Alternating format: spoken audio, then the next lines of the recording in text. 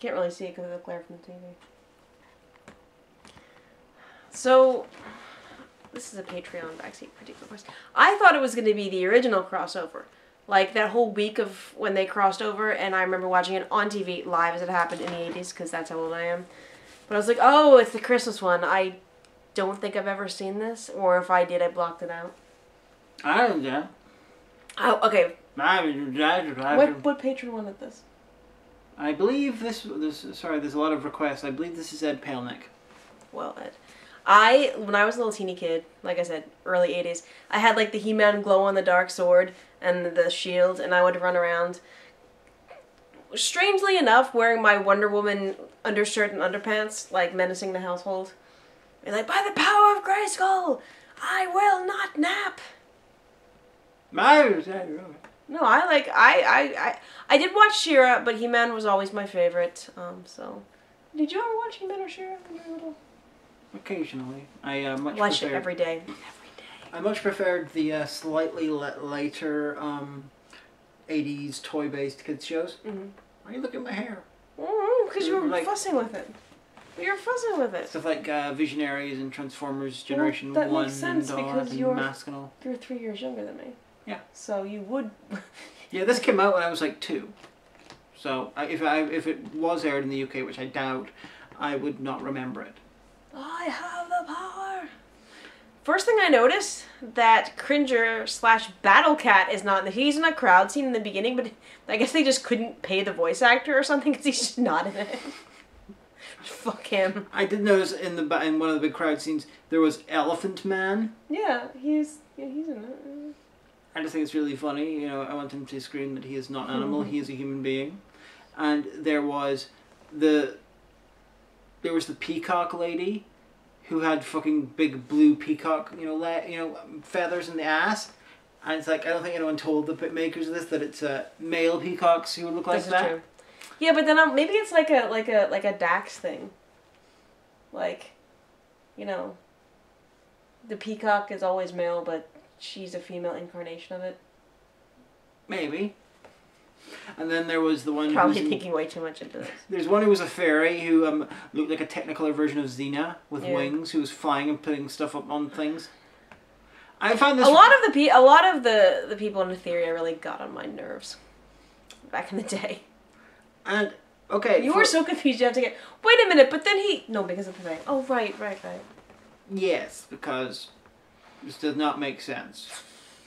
For just a 45-minute long thing, you had so many little bits that you had enough plot in there for just stacking on top of it. You could have done a feature film out of this. You could have done a mini-series out of this. You know, they're doing shit and then suddenly there's evil robotics. Oh wait, hold on, there's that other villain race that I forgot about that actually, we're not sure why they are, but they're kind of just like basically the Daleks because they show up pissed off. They have no relation whatsoever to the main plot. Looking just like the robotics.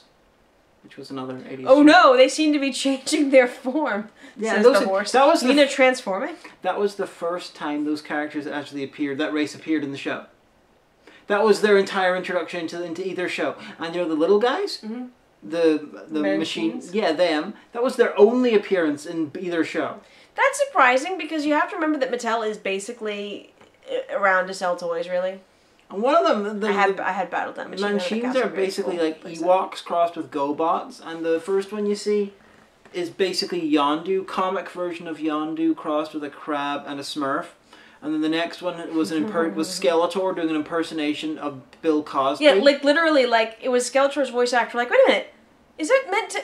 Oh my god, that's a Bill Cosby impersonation. And he said he's having the children ride him. Ooh, that didn't age well. Because he's a scooter. Problematic.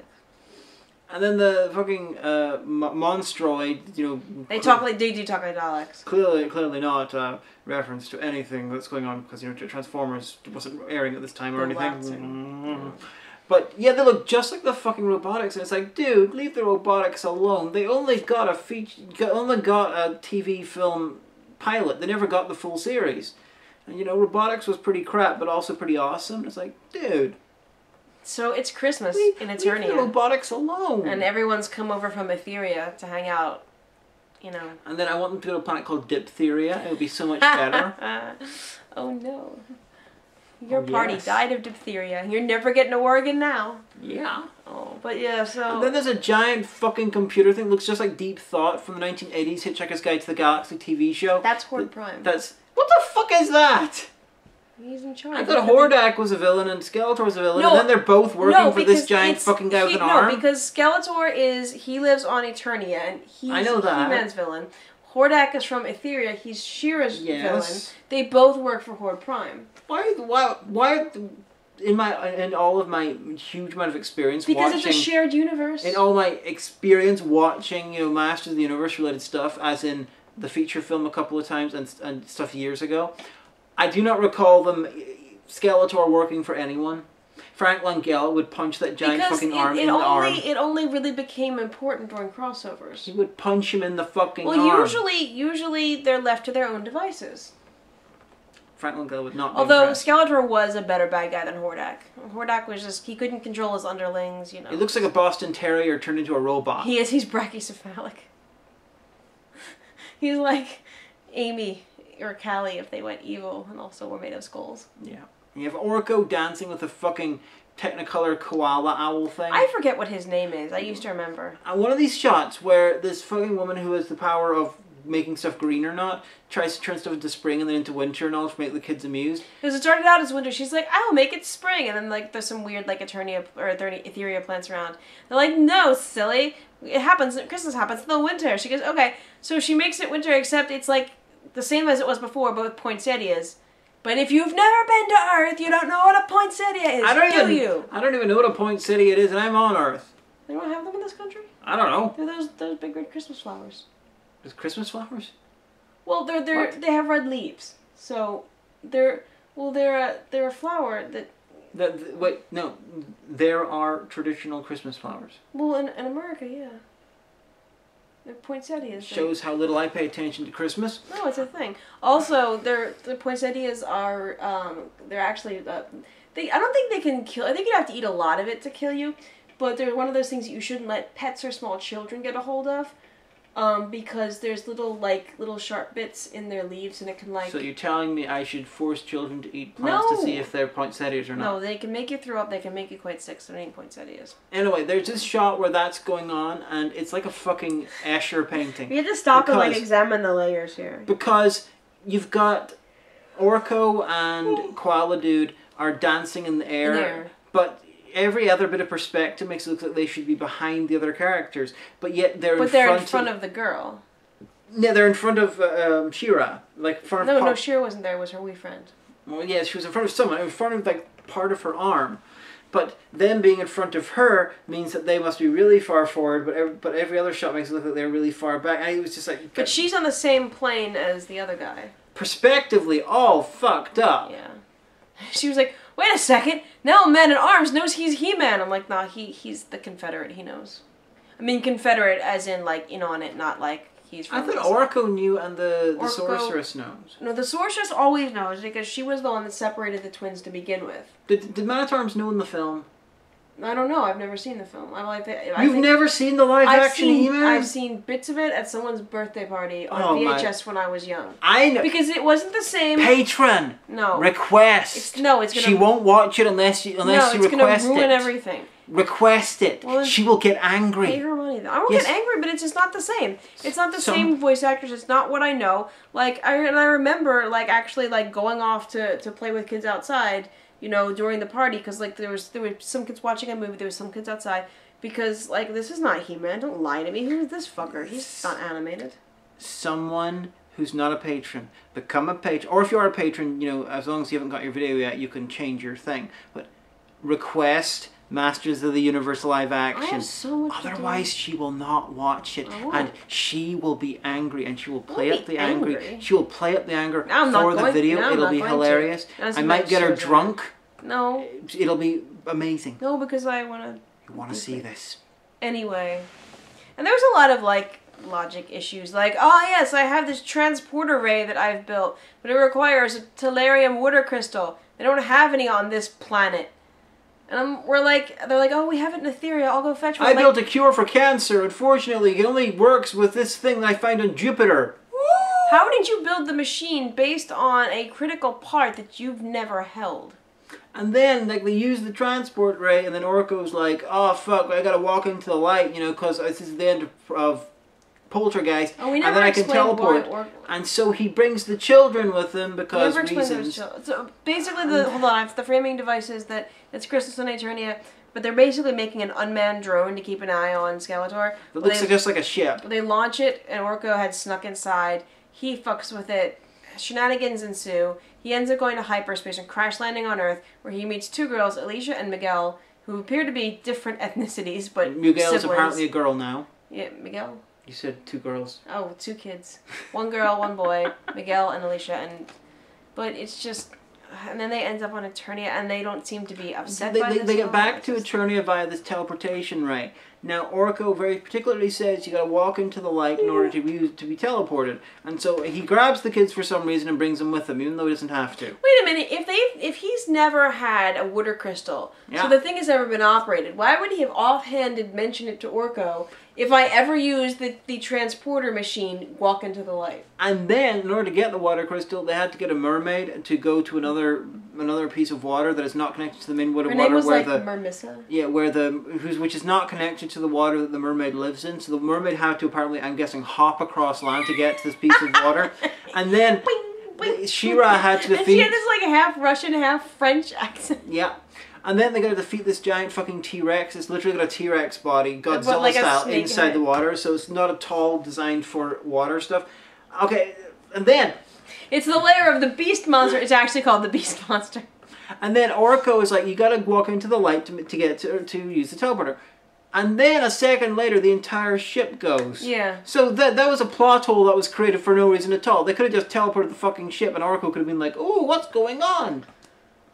Did no one proofread the script? No, no one did. Because the scriptwriters in She-Ra were a little bit more competent usually because I believe G. Michael Straczynski wrote for them. Well, the thing about She-Ra was that she and her horse were super competent and they were like, let's get shit done, motherfucker. The horse... But everyone else in Etheria has like toast for brains. The fucking horse, as far as I can tell, is the manliest thing in this entire like, fictional look, She-Ra, universe. a bad thing is happening. Well, come on, Swiftwind, let's get it. And I'm like, oh, so competent. Yeah, he's just a bit of a sub because he likes being ridden on top of, by She-Ra. Well, he's like a Pegasus, so he would like have sex with girl Pegasus. And he's got like a horn, so he's also, according to my Little Pony logic, he's also magic. She is, because he's got magic powers. Well, he's already like a Pegasus. I think we can take it as read that he's magical. Yeah, but he's easily the manliest thing in the entire fictional universe. He's a Pegasus. Except for Frank Langella as Skeletor. Oh, He-Man. He's the best villain. He's always my favorite. Not Frank Langella's version. No, I don't care. Skeletor is the best. Guys, patron request. No, Skeletor is the best. Shut up. But yeah. Oh, you didn't hear the speech that Langella gives as Skeletor gains all the powers of the cosmos. Like, holy fuck. But yeah, so it was just really stupid. And there was like a lot of explaining about the spirit of Christmas and like... Spirit of Christmas when I was growing up was very simple. Other people got presents and they were a dick to you. That was it. Wait, alright, see the scene that it's frozen on? See that red flower with the white insides? That's a poinsettia. That is some sort of degenerate monster. Well, they do exist in this world. And I say that it's a pity I forgot this existed, or we could have done it as part of the Christmas thing this year, because we're going to do the Christmas thing again. Oh, god damn it. If we have time. If we don't have time, well, then we won't. But oh, god damn it. Because I was going to do Christmas movies this year, although that might take a little bit longer. Oh, for fuck's sake. You don't have time to do the Backseat. I have a small pile of Backseat critiques there, including, like, Female Trouble. And I just ordered up, and there's Ginger Snaps too. I'm a PhD. But you're like, I don't have time to do all that. However, if I find 12 Christmas movies to make you watch, it'll depend. It'll depend on how the term goes. It'll depend on my hours at the shop, because I'm working this Get Christmas. revenge for me, please. Patron, Masters of the Universe. Oh, I will refuse. Otherwise, she won't do it. I won't, that's true. But yeah, I forgot how obnoxious Orko was. His figure was was my favorite because you put the little riptide, you go wee with the ripcord, it goes woo across. How could you ever forget? Mm. How is it physically possible for anyone to forget? Rose-tinted glasses of nostalgia. You know, that's how that works. Well, I don't care how rose-tinted your glasses are. It doesn't matter And if I you... wonder if, like, Orko's artistic design influenced the artistic design of the Black Mages in the Final Fantasy series, because I think this predated Final Fantasy. Regardless of the color of your glasses, Orko is still just as much of a prick. So I don't understand how rose-tinted glasses can make you forget. You know, we missed the little multicolored guy. Did you see me now? Here I am. He danced with in Orko. Today's episode. Yeah, but he didn't give his little thingy. He sounds like every small child you've ever voiced. Well, because that's exactly that, except like with a metallic edge added and like dialed up to like a higher frequency. That was why that little boy voice is the original imitation of that character. That's where that comes from. Like, in today's episode, we learned that it's probably not a good idea to have sex without a condom. Or, like, whatever lesson That is the best episode of She-Ra that I had never seen. Did the Elephant Man have sex with Flying Xeno Lady? No, it was probably her idiot psychic friend that got knocked up. It was the koala guy having sex with... I know She-Ra. She's gone to the abortion clinic. We have to... You're right, Swifty. She has the right to choose, but she needs to make an informed decision. Come on. Adult Swim needs to get the rights or something to do parodies of sort of like sea base. No, there was a parody of Sequest.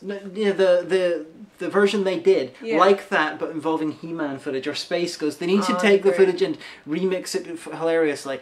But what is the name? C-Lab, that's it. C-Lab something something. I would only end up seeing that when, like, at night. Like, I don't know, like, come home from a party and it's like 3 in the morning and you're drunk. And I'd watch it and it wasn't funny drunk either. I find it vaguely amusing. I didn't think it was funny. If you get some good writing done, you could totally remix like He-Man, or you could do things set ostensibly in the same universe, but new stories which are done as a comedy, sort of an adult comedy. Like Adult Swim would be perfect for that. Like the story, like you suggested, where one of She-Ra's friends needs to go to needs to get an abortion, or one where there's the gay pride parade, and so Bo has to deal with being a self-hating gay guy. Yeah. Who in the end, wears drag. He has such a porn stash. It's just it's so simple. He and Cher are best friends. They go, shoe shopping together. Yeah, he does drag as She-Ra in the end, and She-Ra dresses as He-Man. It was really bad. I mean, I got all excited because I thought it was like the original crossover, and I was like, yeah, I remember watching that after school. Well, after like kindergarten. And I'm so sad that I'm currently bit by bit rewatching Dino Saucers. I remember Dino Saucers. Jason the Wheeled Warriors. And eventually I'm going to start watching fucking Spiral Zone again. I want that in DVD. I want someone in America to buy me that, and I will give them money on PayPal as long as it's not too much. No, I want a copy of fucking Spiral Zone. You can't get the DVD over here. Is it Region 1? It's Region 1, plus it was only released very, very briefly. Because, the world apparently hates Spiral Zone, even though it has the most awesome intro of any 80s series ever. But Uzumaki is not a 1980s kids cartoon. Oh, but Spirals. I remember the Laser Tag TV show. Do you remember that? Oh god damn it! It was awesome. Do you remember it? Laser Tag Challengers. It was like Laser Tag Academy, and the cool thing was that the main character was a girl. I also had Pole Position. Which is like these teens who drive a car and they race fast and they solve crimes. Ish. Like, she comes from the future into the past, but then the bad guys from Laser Tag Academy also come.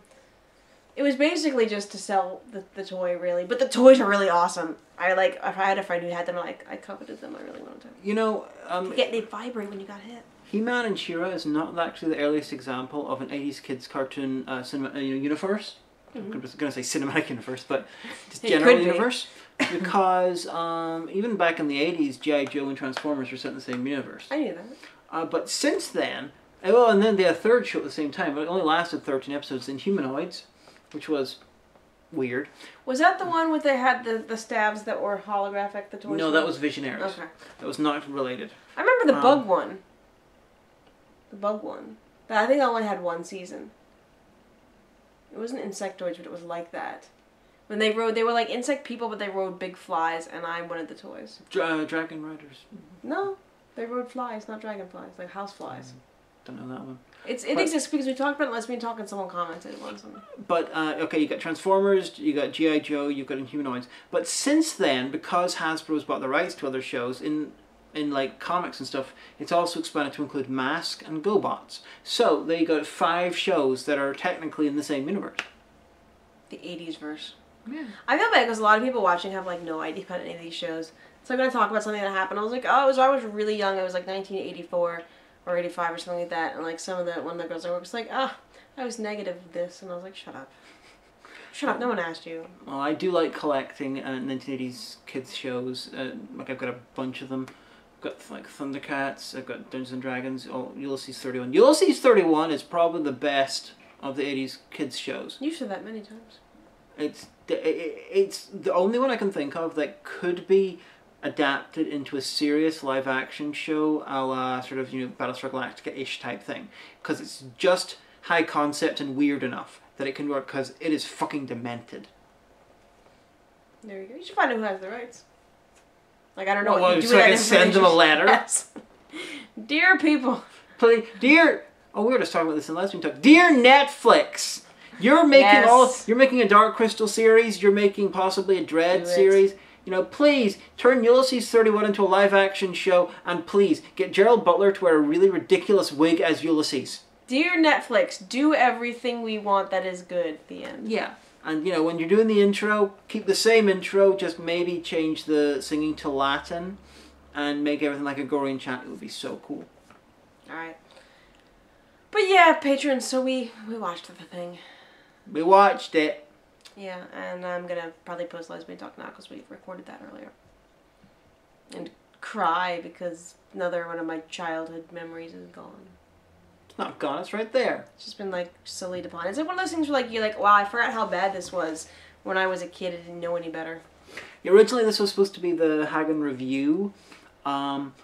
And the Backseat critique was meant to be Surf Nazis Must Die, but I got them mixed up, and so I started working on the Surf Nazis Must Die review, so this sort of got shunted to being a Backseat critique. And I'm really kicking myself now, because this is only 45 fucking minutes, so this would have been a much easier review. I mean, Surf Nazis... You could have saved it and have it been your Christmas episode? Yeah. I mean, Surf Nazis was already on my review list, but, oh man, this would have been so much easier. I'm an idiot. Yes you are. Oh, and at the end, like, the kids end up back home, and the mom's like, oh, you came back. Oh, we were so worried. Well, you better go to bed. Tomorrow's Christmas. Here, come back into the shot. Thank you. They were gone for like 4 days. They were. And they were like, we met Orko. We went to an alien planet. And they were like, now, go to bed or Santa Claus won't come. You can tell us tomorrow where you really were. And I'm like, I know that they didn't, like, call the police or, like, the FBI or yeah. anything. I think because the dad was Hispanic, he was just worried that the ice had got them. Would you stop that? To be fair, they're a bunch of cunts. Well, ice, yeah, I mean. that's true. And the dad appears to be Ron Jeremy. It's really... Ron Jeremy, if he let himself go. Yeah. More so. I'm like, why is the dad morbidly obese? Is this a plot point? Like what? That's why he had to send the children to get the Christmas tree. Oh yeah, because he could manage it. I guess that makes sense. Yeah, but then if you... It seemed, though, from the background of the house, that they already had one.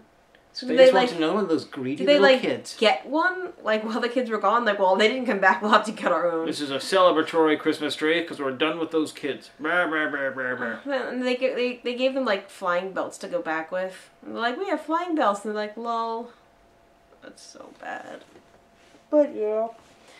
We watched it just for you. I hope it was all you dreamed of and more. Get back in the shot. If I have to sit up, then so do you. So there you go. If you ever wondered... Hello, I'm a DVD. If you really want to, just... Hey, I'm sure it's on YouTube. Stop it. It is actually on YouTube. I checked. Or on Dailymotion. YouTube. Where copyright goes to die. YouTube. It is on YouTube. So do you have any final words? It's your thing after all. It was very silly. Didn't make much sense. And was probably... I don't know. Not very good. Bye-bye. Ah. One of us needs to turn this off. It's me.